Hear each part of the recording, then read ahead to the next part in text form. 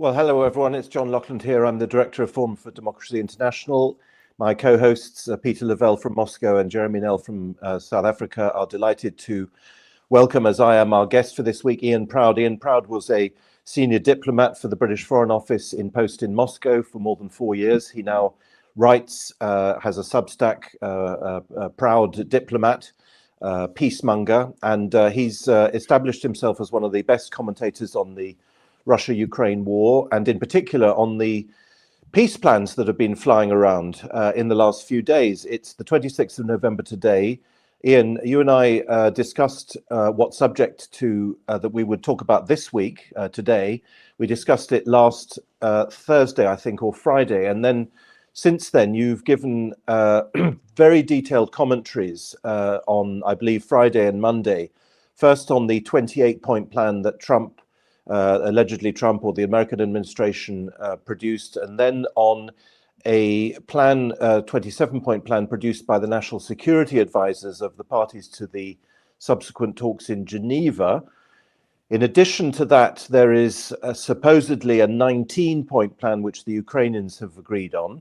Before we talk about the 28-point and the 27-point plans, and I've got lots of questions for you on those, or certainly on the 28-point one. Do we know what's in the latest version? Do we know what the Ukrainians have agreed to, if indeed they have?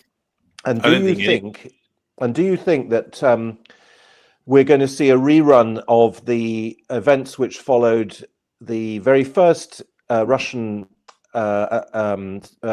American discussions in Riyadh in March of this year, and for that matter, the Alaska summit, namely some sort of appearance of agreement between Washington and Moscow, followed by a Euro-Ukrainian wrecking operation? Is that how you see things, Ian? Well, nobody knows what's in the 19-point plan. Apparently, there's only one hard copy, and that was taken away for both leaders to look at, Trump and Zelensky. I think what the 19-point plan should include is this commitment that Ukraine won't join NATO in the future. That was in the 28-point plan, and the watered down version was in the kind of 27-point plan. That for me is a big deal breaker. The rest is all kind of, to a greater or lesser extent, kind of negotiable, kind of really. But take out NATO, or indeed add back in NATO, then that would just kill the thing stone dead. But my sense is nevertheless that Americans have really got their bit between the teeth this time. Zelensky is in trouble, corruption all around him, in his close circle. It was remarkable, actually, that he made Yermak, the head of the negotiating team, but that's another matter. Mirnograd is surrounded by all accounts. Russian troops are pushing into Dnipropetrovsk. The Ukrainians are running out of money, and the Europeans are unable to unlock this ridiculously named reparations loan, which is actually a war-fighting loan using the immobilized Russian sovereign assets. Zelensky has an even weaker hand of cards than he had when he met Trump in February in the Oval Office, and he famously got that dressing down when Trump told him he had no cards to play. So I think time is running out for Zelensky and the Europeans. And I think Trump has recognized that, and he's kind of trying to seize this moment to land some deal. So I hope, lots of people, if you look on social media, are trying to kill this process. Oh, yeah. Talking up, you can't let go of NATO and that sort of thing. But I think Trump is really determined to kind of see this over the line. And, almost 4 years into this dreadful war, I hope he succeeds. I think you're right about NATO. You're quite right. That's the deal breaker. And whether or not they recognize this or that territory is probably less important. But it's a very peculiar situation, isn't it? Because Hegseth, the Secretary of War, as he's now called, took it off the table within a few days of assuming office back in late January, if not early February, when he spoke in Brussels. And the NATO was one of the things I was going to ask you about, the 28-point plan, the one that has been published, because in that document, I think twice, certainly once, but I believe twice, the language of the text is the United States will be a mediator between NATO and Russia. But that's crazy, because how can America can only be a mediator between NATO and Russia if America is not in NATO? Do you give that? Do you lend any credence to that, Ian?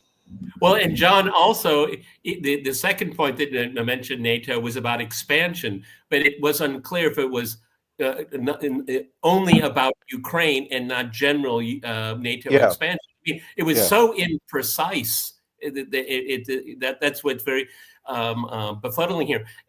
Following up on John's point here, Ian, why is the European input here being taken seriously? I mean, they're creating their own news cycle. You know, the Europeans are saying they're not part of these negotiations whatsoever. They weren't invited. They don't have any input. And they don't have any cards to play. And that's why I'm really amazed, you know, the FT and Bloomberg and everybody's talking about this plan and this plan. No, it only has any meaning if the Russians agree or don't agree. Everything else is just pablum. Yeah, that's very true. I mean, the 28-point plan was a starting point. Yes. The plan is actually the wrong word. It's really kind of an aid memoir or agenda, really, for the talks. But the Europeans, you know, are members of NATO, by not all of them, but most of them, you know, are. So that they do have a say in the constitution of NATO per se. But nevertheless, on your specific point, that they played absolutely no diplomatic role in this process apart from being blockers. They've refused to have any diplomatic engagement with the Russian state, and then complain when the Americans are sort of eating their lunch and taking the lead in terms of mediating in this conflict. I mean, I think that's a problem for the Europeans. They lack credibility, and they're also internally divided, and, you know, for the major powers, increasingly bankrupt and unable to provide the financial support that Ukraine needs. So they're on very weak ground in terms of the positions they're taking, and I think Trump definitely senses that in terms of really trying to force this through. I mean, for me, you know, Trump was able to get these European members to commit to more than doubling in many cases their defense spending to 5% of GDP by 2035. You know, his task now is to basically bludgeon them into accepting the fact that actually Ukraine isn't going to join NATO, and to basically, you know, just live with that. I mean, that is his political challenge, you know, right now, as far as I see it. In terms of the text itself, NATO is mentioned in 3 places. One was on non-expansion, and that was, as you say, well, it wasn't vague. It was actually very clear, but it is vague in terms of whether only related to Ukraine or related to other states as well. But who would want to join NATO now after this devastating war? I don't really know, quite frankly. There was a specific clause on essentially kind of reviving it was badly worded, I agree, as some sort of NATO-Russia Council type thing with an odd US mediating in that. I mean, I think really probably to herd the European cats. And then there's also specific wording on, you know, Ukraine would write into its constitution that it would not join NATO in the future, and NATO would write into its constitutional articles that Ukraine would not join NATO. So that was really kind of biting language, which, as you can imagine, the European National Security Advisors heavily watered down. And there's a big debate, and I don't want to chew up too much time here, but who wrote the 28-point plan? Because it seems to me, I haven't decided completely. There's like 3 or 4 buckets there. Okay, like reconstruction. Okay, I think the second point, resolving, you know, issues over the last 30 years. That came from the Russians. Okay, that's a Russian. Okay, because we've seen this over and over again, and it seems to me the reason why the Russians are engaging, as far as I know, they have not been given an official plan yet. They're reacting to media coverage, but the security ones are the ones they wanted, and the language is actually quite clear on much of the security.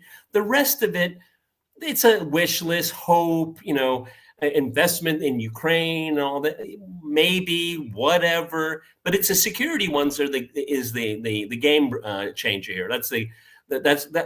It'll fly if Russia gets its security guarantees. If they don't, the war will discontinue. Yeah, I mean, it looks like it's been drafted by committee, and it probably has. I think informal talks have been going on with lots of people, including with the Russian side through Kirill Dmitriev. We know that Rustem Umerov, the national security advisor of Ukraine saw it, because there was language on amnesties and that sort of thing. So all these people saying, well, the Ukrainians were left out, was complete nonsense, because that Umarov actually went to the US, and because you do remember, people thought he was defecting for a brief period of time last week, and Witkoff, I think, has been holding the pen. It looks like it hasn't been written by a diplomat, that's for sure. But nevertheless, it's got some good stuff in it, and some stuff which is a bit random. But I mean, as I said, it's a starting point, a helpful starting point for future talks. In a way, I think those clauses about resolving the problems of the last 30 years and suggesting some sort of collective security are the most unrealistic, because there is obviously no desire at all, except in Washington, D.C. And even in Washington, D.C., it's not doesn't go across the administration, does it? Because Rubio is often accused of wanting to sabotage these kinds of more Trumpian realist agreements. But I find that part, the idea that suddenly the Europeans and the other members of NATO are going to get around a table and agree to some kind of truce or even less likely collective security agreement with Russia, to be completely over the horizon at the moment. Don't you agree, Ian? Yeah, I do. I mean, all the stuff on nuclear non-proliferation as well, the Start 1 or Fresh Start, whatever you're going to call it, stuff, I mean, is all kind of bucketed in there. But I don't see any chance of that in the immediate future. I mean, the important thing right now is to stop the war, right? I mean, in terms of sequencing, that has to come first. I mean, longer term, I don't think it would be possible to exaggerate the radical impact that would have on Russia's posture with the West by taking NATO off the table. It's never really been tested. The Russians have been talking about it for 18 years. People keep forgetting this. The Russians have been talking about this now for 18 years. I think it'd be easy to underestimate how big an impact that would have on Russia Western relations over the much longer term. They've been talking about it for longer than 18 years. Even Yeltsin in the mid-90s was completely well, I know, but you're thinking about Bucharest, right? Or the Munich speech, and Putin's Munich Security Conference speech. Yeah, of course, they have since. But in terms of as an irritant, as a specific living irritant in the relationship, it's been a live issue really for 18 years, and people forget that quite quickly. So I think that would have over the longer term a massive impact on Russia's relations with the West. All the time I was in Moscow, the Russians were desperate to have closer economic, social, cultural engagement, with Europe, and of course Europe, turned their backs because of what's happening in Ukraine, of course. So I think. Maybe I'm an optimist, but I think actually, NATO will start to kind of create the conditions for a slow, reorientation of Russia into more friendly relations with Europe, even though, of course, politically in Europe, nobody or very few people seem ready for that right now. Ian, you said... I'm sorry, go ahead, Jerm, go ahead. Yeah, Ian, you said for quote unquote, what is happening in Ukraine right now? What is happening in Ukraine? Well, Ukraine is bankrupt. It needs $50 to $60 billion every year just to kind of keep fighting. Its army is. I mean, I don't really think that the war is in any case about territory. I think the war is really about sort of bleeding Europe dry and watching the European project collapse. But that's my personal view. There's growing concern among Ukrainian people for the war to be ended through negotiated means. That polling has radically shifted upwards over the past 2 years, and that's from Gallup polling, UK kind of base polling. 67% of Ukrainians want it to end. People are fed up with Zelensky's government, I think. They see them as just a corrupt bunch of bandits who kind of steal a proportion of all the kind of billions, hundreds of billions, frankly, astonishing sums of money that they've received from the Western donors since the war started. Just randomly, I was speaking to Ukrainian activists. I was doing something in London yesterday, and they said to me that actually nobody expects Zelensky to remain as and when elections take place there. I mean, I think it's the only thing different in terms of the corruption of Ukraine's leadership now is that they have access to a vastly bigger pool of rents than they had before the war started. I think that is the only difference between him, Poroshenko, Yanukovych, Yushchenko, and so on. So I think people are fed up. They just want the war to end, and the war is ridiculous. But they really should bring it to a close and ditch the side. Well, but why won't it end? Yeah, but the way I'm very cynical about it, and I agree with what Ian had to say. I mean, if it's Poroshenko, Yushchenko, Timoshenko, these are all rent seekers. That is in the entire history of post-Soviet Ukraine. It's just been gross governance. Okay, I mean, Ukraine is a rich country, and it is because of its governance. I've been attacked endlessly. They never had their Putin. Okay, that's what they needed to get their oligarchs under control. But Ian, okay, let's say the Ukrainians leadership, the Ukrainian leadership and the Europeans get their way. How is that good for Ukraine? Well, because I can answer my own question. They just want to keep the grift going as long as they can keep cashing checks. Yeah, no, I think from the Ukrainian side, I think that's right. But to slightly flip back to the previous question, I think from the European side, there are two issues at play, as far as I can see it. One is that people have invested too much, in Zelensky and not in Ukraine itself. Yeah, he's been lifted up as this kind of figurehead for support, and people. It's a bit like a terminally ill pet that you don't want to take to the vet to have put down.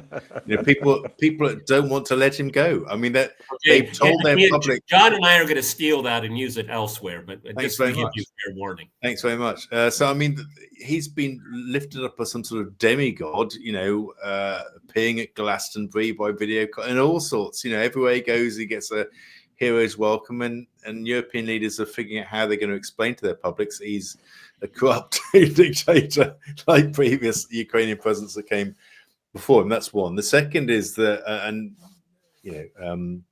that's just my personal view, but the second is that actually I'm not really sure that Europe wants Ukraine to join the European Union anyway. And the Poles most certainly don't.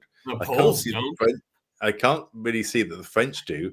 If the war ends, that just brings up this huge flaming sort of explosive elephant of Ukraine joining the EU and stealing everybody's subsidies because they have so much productive agricultural land and so much reconstruction that would require cohesion funds with a big, much smaller now, but a bigger population than most other European countries. So I think that Ukraine joining Europe would accelerate its disintegration. I have to say. So I think these are the two issues at play.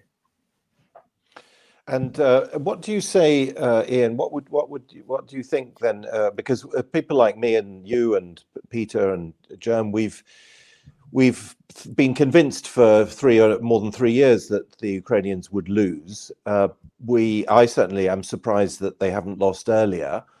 Of course, I agree with you when you say they are bankrupt, they are losing badly, they're hemorrhaging men, the regime is corrupt, people are afraid of the war, but they are still continuing to fight. And surely on the Russian side, there must also be, although of course the Russian losses are much lower, the Russian side, surely, perhaps Peter, you can comment on this, also would, in an ideal world, like the fighting to end. Obviously, the Russians want to win, like everybody. Yeah. Everyone wants to win, but they'd be very happy. I think people in Russia surely are also very tired because whatever the ratio is, and I've no doubt that it's 10 times higher or whatever on the Ukrainian side. The fact is, the Russians have lost hundreds of thousands of people, and that is a colossal amount. It is. It absolutely is, and I'm quite sure that the ordinary Russian people, want there to be a kind of normalization. That they probably feel emotionally scarred by this schism that's grown between not just between Russia and Ukraine, but between Russia and the rest of Europe. I mean, I found when I lived in Moscow as a British diplomat, subject to lots of hostile attention. I mean, no kind of real underlying negative feeling towards Europe, or indeed the UK. Quite the opposite. I think, Russia kind of sees itself as part of the broader family of Europe within the much bigger kind of Eurasian space, of course. It has as great concerns about China's growth to its east as it does about NATO to its west. I believe I always got the impression that Russia wanted to live on good terms with Europe, but nevertheless, not in circumstances where reaching back into its history and its kind of fear of encirclement and invasion, it was always under the threat of NATO expansion. I think that is the core issue that's always been driving us towards the point we're at today, and that's why, as I said before, take NATO off the table. I think it will radically alter the kind of over the longer term the nature of the relationship between Russia and the West. Yeah. Well, I think on that is that, and it's changing. There's I think for the longest time there was this impatience with the West, and not trying to understand the realities that we're neighbors. That's the way things are. Can't we get along? But there's growing negative feelings. Okay, sure, particularly when Chancellor Merz talks. That's a history. It's touchy. Okay, and when a German is talking about militarism and rearming and all that, that's visceral. Okay, that is something that people are very concerned about. So there is a changing here. Yeah. Of course, people want the conflict to come to an end here. They don't want, it was a couple of weeks ago, 2 weeks ago, in my own neighborhood, I saw this young guy, he had a buzz cut. He was obviously military, ex-military, and he was without an arm. And people are just like, this must come to an end. But what drives them? And it's already been mentioned here. Well, what are we going to do? Do it all over again in 5 years? Because that's what it sounds like the Europeans want this thing. They want to break and they want to start it up all over again. People are saying, no, we have to finish it now. And there's an enormous amount of trust in Putin, okay? It's not a cult. It's not like MAGA or anything like that. He's running the show. We trust him, and people are going to stand behind it. But it's impacting the economy. Ian, you've written about this in Responsible Statecraft. I mean, if I feel inflation, I'm pretty well off, okay? But if I feel it, then it's got to be painful for a lot of people. Yeah, but I mean, Russia, the whole kind of, I suppose, psychological approach to warfare is this acceptance of pain, and that's something I've seen really since 2014 when, the Ukraine crisis started. I mean, Russia's been through some periods of significant economic pain throughout this period, through oil price collapses, through sanctions, through COVID, now through the war. They've lost terrible numbers of young men in the war, of course. But this is existential for them, and reaching back in history, that they believe in the moral victory, that the great kind of patriotic war, I mean, is a big focal point for them as a rallying call. So I think that they are grinning and not even grinning, but bearing it, because they see it as a kind of real threat to their identity as a nation, and they also see that actually, Putin has the Europeans on the back foot, quite frankly. And on the question that sort of touched on earlier, that they're not sort of making rapid advances, I don't really think this is really about territory anyway on the battlefield. It's about bleeding Europe dry. Yeah. It's about bleeding Europe dry, and they're on that. I have to say, it is proving remarkably successful. And if you compare the economic pain, and indeed the political pain that the Europe is facing against Russia, with a stable kind of political settlement in place, with an economy that is facing undoubted headwinds, but nevertheless is performing much better than European economies, then Russia still has an upper hand with an economy 10 times smaller than the collective of Europe. I think one of the obstacles that I see, I mean, you've said several times, Ian, you think that if NATO is taken off the table, that will be the key to peace, and you're absolutely right about that. But as I've mentioned earlier, I find it impossible to see Europe doing that. And one of the reasons, or in not just Europe, by the way, but also parts of the American administration, one of the reasons why I say that is that, and this goes back way beyond the Ukraine war, Europe and on the one hand, or the West on the one hand, and Russia on the other, have completely different approaches to reality. Europe and the West lives on illusion, and Russia, as far as I can see, is more reality-based. To give an example of that, last Friday, I think it was Friday, Zelensky was in Paris, and he agreed to buy 100 Rafale fighter jets. The Rafale fighter jets are the most expensive jets, I believe, on the market. France can't produce 100 Rafale jets. It can produce, I don't know how many a year, not very 30. many. And yeah, okay. And the order book is already full for the next few years. And Ukraine doesn't have the money. So here you have a deal where the supplier can't supply the goods and the buyer doesn't have the money. And yet this is presented as, you know, a sign of Europe's continuing support for Ukraine. It's an example of what Jean Baudrillard called triumphal illusions, triumphal illusionism, literally just creating an illusion. And similarly, surely with NATO, because apart from what I said about Hegseth a moment ago, if we think back, I've forgotten now where it was, but there was a NATO summit when Stoltenberg was still Secretary General. Was it in Vilnius? I can't remember where it was. It was about, I think it was in 2023, when he said that NATO membership could not be on the agenda for Ukraine at the moment because of the war, which was a way of basically taking it off the table. And yet they continue to say it is on the table. So you kind of, it's like trying to nail a jelly to a wall with these people. You can't get any sense out of them. Yeah, in modern parlance, I'm not really a historian, I'm a diplomat, is basically kind of gaslighting on an industrial scale. Yeah. You know, on one hand, you know, Russia's made hardly any progress to gain 20% of the land in Ukraine. On the other hand, they're going to roll the tanks into Riga tomorrow. Yeah. Yep. You know, you know. No, they're going to be on the English Channel in a week. Okay. You know, on one hand, you know,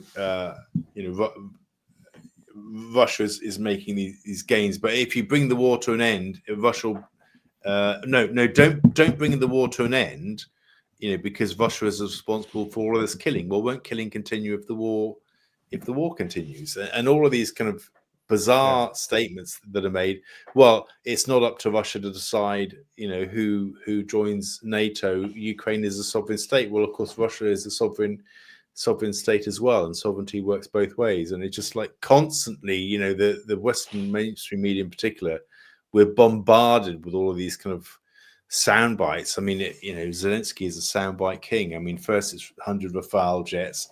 2 weeks before it was how many Saab Viggen jets? Because it's in Sweden, you know, getting that deal over the line as well, all from UK taxpayers' money.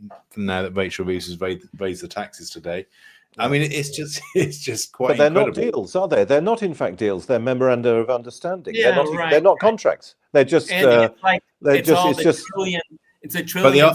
But they are sound bites. They're sound bites. Right. But it's just like Trump, you know, this country is going to invest trillions of dollars. This is all pablum. There's no reality to it. Yeah. And I think one of the biggest problems the Europeans face in the Western world in general, and it has a lot to do with how we think of particularly the Second World War, because we have this mythology now that we're on the right side of history. We're morally superior, and so we cannot allow a country like Russia to win, which is absolutely ridiculous. Okay, it's great for a Netflix series, okay, but that's not what geopolitics are. In the history of Russia, Russia's won wars and lost wars, okay? And then you have to, you know, when you lose one, you have to recover and you have to learn your lesson and not to face defeat again. I mean, you know, sometimes you win, sometimes you lose, okay? That's the history of geopolitics, okay? Morality never plays a role in that, only since the mythologized post-1945 Western imagined world, okay? Because, you know, fascism came from the West, okay? I mean, you start digging down into this, it makes absolutely no sense at all. And the Russians have no illusions about it. What's the problem? NATO's the problem. It's not because, you know, we're morally better than the Europeans. I mean, I think a lot of Russians might think that privately, considering what they see every day on the national news. But it's because the Europeans can't accept geopolitics and the hard realities of it, we're in this mess because it is existential for Russia. Yeah, I completely agree, actually. And I've been thinking a lot about this lately. It's kind of the narratives, certainly the Western narratives, are driven by emotion. Yes. And rather than real, cold, hard, rational analysis of the facts on the ground or the evidence about what's happening. And that is a big difference. And actually the emotions appear to be immune to immune to evidence, unfortunately. Yes. And you can argue, as I do on a regular basis on X and other places, with people about it, and people just won't engage with the argument because you can't get past their emotional response. I think that is a challenge that we're in. And I think Trump is trying to burst that kind of emotional bubble and say, leave Ursula von der Leyen and Kaya Kallas ugly crying in the heap somewhere in the corner of Brussels. When they realise the game's up. And they just have to get real. Because at some point, if I may finish, sure. At some point the realities will bite. Europe will run out of money. It will find that it cannot provide Ukraine with $50 to $60 billion every year to keep fighting, and it will have to accept that. And that point is rushing up on us at breakneck speed. So I think we're in this really turbulent people now where. It's like the grief cycle, we're in the kind of denial stage of the grief cycle where people just don't want to accept the fact that their project is dead. And it's going to be difficult and painful and lots of tears. I totally agree with that. And I agree with the sense of Peter's question. And that joins in with what we said a moment ago, you said about gaslighting. But surely, Europeans can, the European Union and the European governments, they can carry on with their gaslighting, their triumphal illusionism. They can sign these memoranda of understanding to create a soundbite and all the rest of it. But surely within Ukraine, because they, after all, are bearing the brunt of it, there surely must be people, surely there must be tensions within the Ukrainian regime which are saying, we're losing, we better get out as quickly as possible. I think your analysis of emotion, Ian, is dead on, and I teach a bit of diplomatic history, and you look back, and obviously the whole of history is littered with treaties, and just to give one example, the Treaty of Frankfurt, which put an end to the Franco-Prussian War and ceded Alsace-Lorraine to Prussia, the French, when they signed that, didn't sign that because they thought it was right. They didn't sign it because they thought that it would lead to a lasting peace in Europe and there would never be another Franco-German war again. They signed it because they didn't have a choice. That's right. And I can't understand why that. I mean, I can understand it doesn't work for Europe because they are living on illusion, and the whole of the European policy, in my view, by the way, for decades has been based on illusions. But I can't quite understand how it can be also true of Ukraine and why they're continuing to fight. Well, it's true to the extent that it is true, because Zelensky has such a firm grip on power in Ukraine, control over the media, oppositionists, are sanctioned. They've even talked about charging Arhamia with treason over the past week, apparently, but that Zelensky's been held back from doing that. He's become a mini dictator there, and he's able completely to control the narrative. But I think actually ordinary Ukrainians are starting to bite back. You've seen that in response to the corruption scandal. He managed to kind of navigate his way through that in July, when he kind of tried to cripple Nabu as they're closing in on this massive energy kind of corruption scandal, and people out on the streets. And I think he's finding it much harder to navigate this latest scandal when things are coming home to roost. So I think actually ordinary Ukrainians are tiring of Zelensky. They want the war to end, and when the war's end, they'll probably ditch him over the side. And I think, and it's just a personal view, one of the reasons why Zelensky wanted to kind of travel to DC this week to meet Trump, apparently Trump has already kicked that idea back off the table, was probably to check out its future accommodation. I don't know. Yeah, that's just my personal view. But you have to, in addressing John's question, you have more desertions now than people that are being forced into the military. So Ukrainians are reacting to it. Okay, they know that it's a death sentence. But it goes back to something I said earlier. If you can control the legitimate use of force, the police, the secret police, all of this, control of the media, well, those that are cashing checks, they're going to say, we're going to keep it going as long as, I mean, these people, at a certain point, you're going to have a plane fueled up on the tarmac to make sure that you can get out, okay?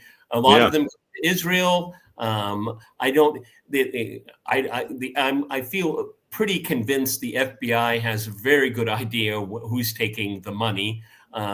And if it's being used through the Swiss system, they'll know who's sending it to where. I mean, these are all known things, okay? But if you're on the top of the heap and you have the means to control a population, and a population that has been propagandized by Banderite ideology, I think people underestimate that. I mean, now that's 10 years, 11 years of pushing this ethno-nationalism. It's really quite extraordinary, particularly if it's focused on young people. I mean, I see this stuff all the time on these Telegram channels, which for our viewers' sake, I take everything on Telegram with a grain of salt. But nonetheless, it is quite interesting, okay? And so, you know, that toxic combination, once it falls, it's like bankruptcy. Once it starts, then it rapidly happens. And I think we're close to that stage right now. Yeah, no, I agree. I do think we're rapidly approaching a denouement for Zelensky and his kind of, his method of governance. Which actually, you mentioned fascism. It's kind of like fascism, really, as far as I can see. And good riddance. But I mean, I think actually that before we get to that, we need to kind of land this peace deal and get over the line, take NATO off the table. Kickstart the process of actually bringing it to an end, having elections, kicking Zelensky under the bus or on the plane to Florida. Yeah, and so you say bringing the war to an end. So if I think about wars generally, there is a reason. Whether or not the reason is correct or moral or whatever, doesn't matter. But there is a reason nonetheless. Like Israel is attacking Gaza, or the Cold War, it was the West versus the communist bloc or whatever. What the hell is this Ukrainian war actually about? Well, it seems to be about keeping Zelensky in power, to be honest. There's no... I mean, Russia has principally had one kind of key demand for this war, and that is around NATO expansion. And that's never really changed, over the course of 18 years and 17 years since the Bucharest, summit. I mean, the war should have ended in April 2022. We all know that. Yep. We all don't have to go over that yet again. The Istanbul talks and why they failed. I think that material has been well covered. So we've kept it going because Zelensky wants to keep it going, because the Europeans, want to keep it going for a possibly slightly different set of reasons, including the massive challenge of actually incorporating Ukraine into when the war ends. We've kept it going because the Brits are just gung-ho about this war anyway, even though we're not really part of Europe anymore, and we just want to kind of deal a stinging blow to Russia. And until Trump was elected, we kept it going because it's Biden's war anyway, and I believe it really was because I think Russia-Western relations were relatively stable during Trump's first period in office. I mean, they weren't great, but they were relatively stable. As soon as Biden got into power, the idea of NATO membership was right back on the table, and things started ratcheting up very quickly. So, I mean, that's why we ended up in the situation quickly, but it dragged on because people were too invested. So nobody really knows why the war's still happening. So who benefits the most? Well, defense contractors benefit. Zelensky's cronies, benefit from it. I mean, obviously, Russian. Does Putin benefit at all? I mean, it almost seems embarrassing for Russia. Does Putin benefit? I don't know. I mean, I think that's a really interesting question. His political ratings have probably benefited, to be honest. The way he's played it, he's probably more popular now than he's ever been. And this is one thing people don't understand about Russia, that that they think people don't really support Putin. They do, because I mean, in the Western press, the war is characterized as this massive Russian bay against a tiny little short Zelensky, tiny Ukraine, sort of plastic figure. But from the Russian point of view, it's a small bay against an absolutely enormous NATO. Yeah. And that's how they see it, and that enables Russians to reach back into their history and say, well, actually, we have to fight against this, and Putin is doing that, and he's doing it actually rather well. Yeah. And the Europeans on the back foot and falling apart and unable to agree anything, and exactly. So I mean, politically, he's benefiting. Ian, Daniel McAdams, who you may know from the Ron Paul Institute in Texas, who's an old friend of mine, wrote an article yesterday blaming the latest developments on Marco Rubio and saying that Trump wants one thing and Marco Rubio wants another. Marco Rubio is a neocon. He wants the war to continue. He wants NATO to prevail and the NATO policy in Ukraine to continue. As we know, since the 28-point plan was published, there were meetings with Rubio in Geneva. Do you lend any credence to Daniel's reading? Do you think that there is an internal? You mentioned the Europeans being internally divided. Is there a realist versus neocon battle going on within the American cabinet? Yeah, no, I think there is. But I mean, I think at the same time, I think the appointment of Driscoll as the Army Secretary has been interesting as well.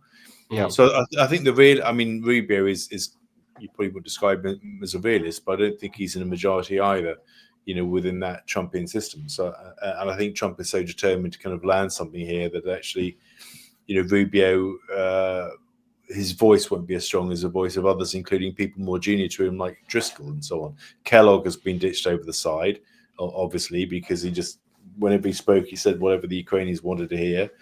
I mean, I think, but that, he is Secretary of State. He's got to be the point person in negotiations. Witkoff in the room. But he's not the point person. He's not. This is the difference here. I get that. Let me finish.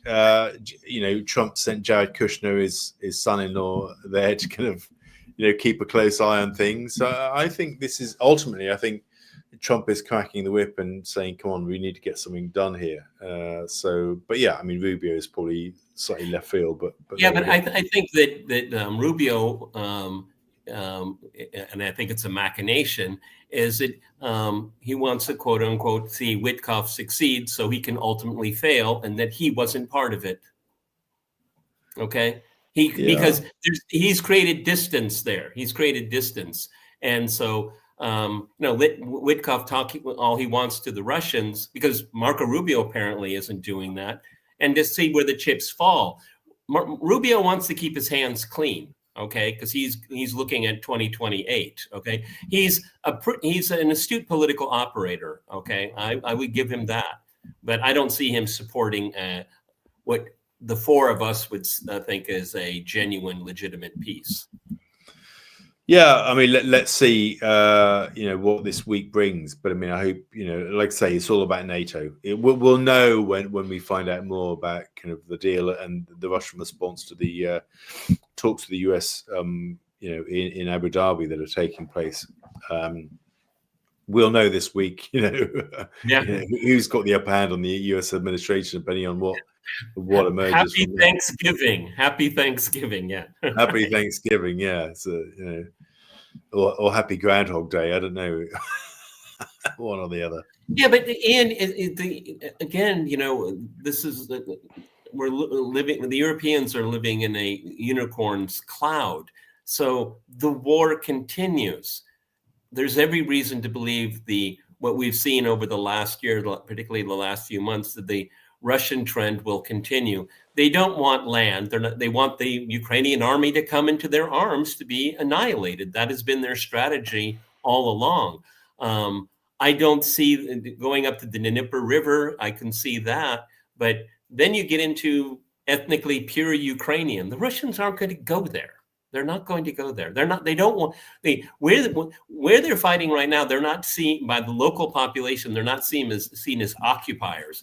But pretty soon they might be. Yeah, I think that's been clear for a long time, and I think the pace that the peace process is moving at, I think that all of this is quite academic anyway. I don't think. I mean, there's a really good article by Dmitry Trenin from the Carnegie shortly after the war started, saying exactly that. I mean, that Russia has absolutely no interest in ending up in a long insurgency with Western Ukrainians by trying to occupy the whole of the Ukraine. It just doesn't make any sense politically, economically, and militarily to do that, and that's never really changed. So I mean, I think everybody, you see lots of kind of blowhards on X saying, oh, they're going to go to the DNA bit of X, and then they're going to take a desk and that sort of thing. I don't think that's ever really been on the on the agenda. I mean, the big strategic issue here is kind of Russia, NATO, and that decides everything else. What is the possibility? And also, sorry, I should say, I also think sort of Putin and actually many Russian people yearn longer term for some sort of normalization with Ukraine. Oh, of course. Yes, yes, of course. I mean, that is the biggest success of an American administration, or the foreign policy blob, whatever you want to call it. I mean, this, at least how it's perceived here, is that the Victoria Nulands of the world got the Russians and the Ukrainians to fight each other. That's an extraordinary achievement on their part. Yeah, no, absolutely. But you see things like there's a kind of really good footage on social media of a Odessa nightclub where they were singing some song in Russian. And Leonid Rogozin, I quite like the stuff that he writes. He said that the Ukrainian government has succeeded in radicalizing, sort of its own people against itself. You mentioned, what are the possibilities of continued escalation, in your opinion? We've all agreed here. I mean, this is Wednesday, and so what's going to happen over the next 48 hours? And I'm not asking you to have a crystal ball, because I don't. Okay, but what are the possibilities of just continued escalation? They can't let the Russians. To be honest, I think if the war continues, it will continue on this current slow burn until the Ukrainians and the Europeans run out of money. I mean, I see no flashpoints here. I mean, Zelensky, wants to get his hand on cruise missiles so he can attack Moscow and that sort of thing. And Trump very sensibly has given him the bum's rush on that.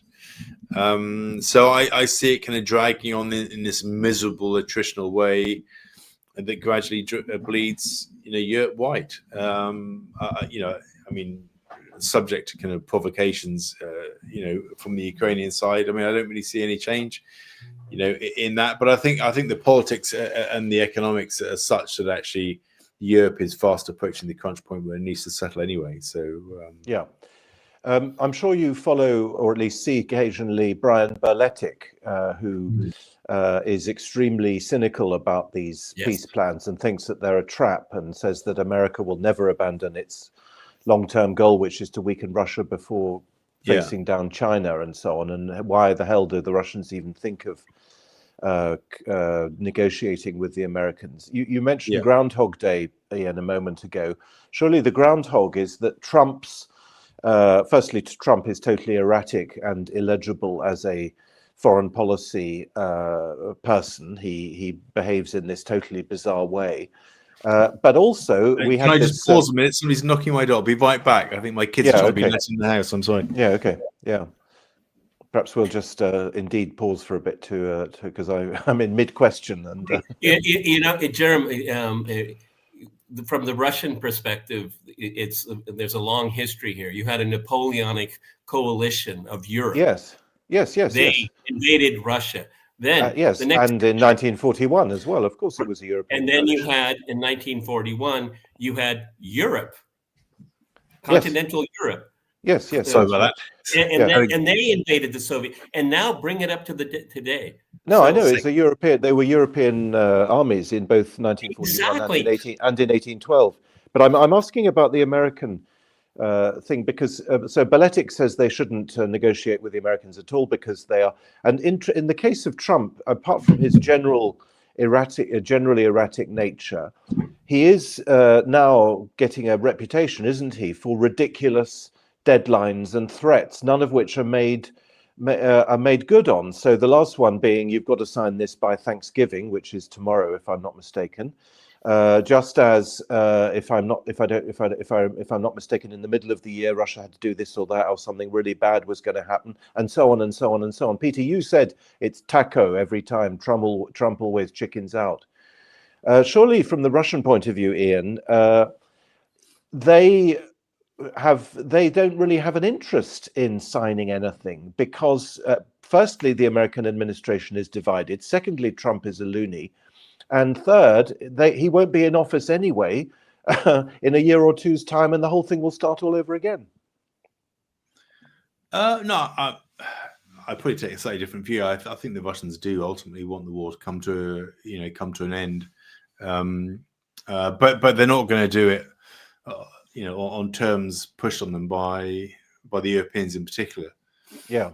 Yes. I mean, is Trump a loony, or does he have a very specific kind of leadership style? I'm not quite sure, which is correct. Quite frankly, is the US blob divided? If you can divide a blob, I mean, that's just the nature of US politics. But I do actually think I'm not necessarily saying I'm a Trump fan. I think his approach on tariffs has been a complete disaster. Quite frankly, but I do think he wants to be seen as a peacemaking president. And I do think he is focused on landing a deal here. And I think we sort of underestimate his ability to kind of really shake the tree, and get things moving in what is admittedly a very chaotic political system. That's just the point. He wants to shake the tree right now because he is in deep, deep trouble at home. Okay. The MAGA movement is fracturing, and I mean in a very, very ugly public way right now. The economy is not going in the direction. It's the best economy ever. No, across the board, there's more and more suffering.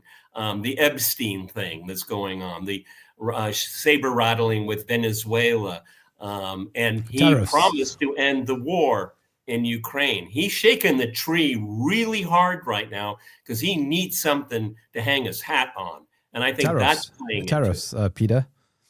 Oh, the Supreme Court's it's already, in my mind now, it's already a done deal. Okay, so he's shaking the tree, John. He's shaking the tree. Shaking the tree. He wants that Nobel Peace Prize. And to be perfectly honest, I think if he lands peace in Ukraine, whatever peace means, in fact, but I think he probably deserve it, quite frankly, because there's so much resistance to peace within the US. Fine with me. Within Europe, within Kiev, I think it freaking deserves it. Well, Ian, we could go even as far as to say. Sorry? Let's say in a magical world, an agreement is attained. And if Trump wants to say it was him, he's the peacemaker, nobody in Russia is going to argue with him. You want to call yourself that? Fine. No, because people here do want the conflict to come to an end. They don't want their young boys dying in Ukraine. Okay, so whoever gets the credit, well, whatever. Okay, J.D. Vance can say this is the greatest president in American history. Nobody in Russia is going to care one way or another. Exactly right. I mean, I've got very fond recollections of living in Russia with Russian people. As I said before, and I know, and I sensed indeed as I was leaving that there was a slight shift in tone, among some people. But I always felt an underlying warmth when I was in Russia, and that's the great tragedy of this, that we've kind of alienated, Russia when Russia it could be a great partner to Europe. I mean, it's going to take a generation of change to kind of repair the damage that's been caused by this terrible war. But I think we have to believe in the possibility of a much better or healthier, let's say, relationship between Russia and Europe in the future. Because I think Europe itself is going to change. Europe is increasingly going to become a collection of nations rather than the supranational kind of political dictatorship which we have at the moment in Brussels, and with that will come a sort of close alignment with Russia too, I hope. Well, I think if and this goes back to a question I asked at the beginning, if America does disengage from NATO, and as I said, the language of the 28-point plan seems to suggest that, it seems perhaps impossible to imagine, but that's what the text said, then of course the hegemon which has kept the peace in Europe and kept the Europeans together, if that withdraws, then they will indeed fall apart. Whether that will lead to any overall reconciliation with Russia is difficult to say, because I'm sure there'll be hawkish states, the obvious candidates, Baltic states, Poland and so on, now the Scandinavian countries. But there seems no doubt that if the hegemon withdraws, then of course Europe will start squabbling, the Europeans will start squabbling among themselves even more than they do already. Yeah, I think so. But I also think we underestimate the value that the sort of economic, social and cultural opening up in Europe had on peace. I think we placed too much emphasis on US military presence was the main driving force of peace on the European subcontinent at the end of World War II. I think it was at least as much about the kind of the greater economic and social opening up between nation states, which nevertheless, in the process of doing that, retained their identity. I think it's the attack on the identity of individual nation states caused by this greater kind of centralization of political power in Brussels, which is the kind of thing that's driving conflict more than a fear that US will withdraw its troops, quite frankly. Yeah. And we only have a couple minutes left, but how has this fundamentally changed the European Union? Well, I think the European Union is become over centralized, and now citizens of Europe are starting to rebel against that. I don't think the European Union was conceived to be the supranational kind of democratically unaccountable political body that wants to control the economies of other states, the political decisions of other states, and so on. And I think while Europe focused on itself, that was less of a problem. Now Europe is focusing on, as it's become more political, these greater geopolitical ambitions, defeating Russia, then defeating China next, apparently, according to that titan of international diplomacy, Kaja Kallas. People are saying, hold on a minute, shouldn't Europe be about Europe? Shouldn't Europe focus on Europe's business? She's going to go down in history, certainly, but for the most hilarious reasons. I mean, what a caricature for all of Europe, and the whole world sees it. Even Europeans see it. Yeah. And you're not bestirred to say, maybe we need somebody with a little higher IQ and actually some diplomatic skills. Yeah, Viktor Orban for European Commission president. Well, he may be out of a job pretty soon. George tells me he's underwater. He might be. But I mean, I think the point is that actually you see in Poland, you see in Germany, you see in France, you see in the UK, that people don't want these globalist internationalist people who are not thinking about the issues in their country first. When Annalena Baerbock said that actually, well, as far as I'm concerned, I'm quite happy about prioritizing the needs of Ukrainian people over the needs of European people. Well, that explains to exactly why voters all across Europe are saying, well, okay, then we'll choose a political party that focuses on our country first. And I think that is the direction that we're seeing across Europe right now, starting in Central Europe, and the domino effect is going to go through Poland and France in 2027, the UK and Germany in 2029. Yeah. And the centralization, of course, that you referred to just yesterday, the European Court of Justice ruled that gay marriage had to be accepted across the whole of Europe in a ruling concerning Poland. I thought you were going to say it was going to be mandatory for everybody for a moment. Then I was getting starting to get a bit worried. Well, maybe that's next. But the point being that at least one country, Romania, and maybe more than one. I don't think Poland, not enough, but they have put things about gay marriage into their constitutions. And obviously, if the European Court of Justice says now it has to be uniformly respected, then that will be a very severe constitutional crisis within the European Union. As it happens, nothing to do with Ukraine. But of course, the centralization, which you rightly identify, Ian, as a mistake, and as indeed in the long term weakening it, is of course being pushed ahead, as we all know. Everybody here on this panel knows it's being pushed ahead by the war. I mean, Ursula von der Leyen said when she was appointed in 2019 that she wanted the European Commission to be a geopolitical commission, and I'm sure she had in mind war with Russia even then. Anyway, Ian, it's been a great pleasure and an honor and fascinating talking to you, and we're extremely grateful to you for being with us for this hour. Thank you very much indeed, My pleasure, Ian, and thanks to all our viewers for listening. Okay, all the best, everyone. Bye-bye. Bye for now.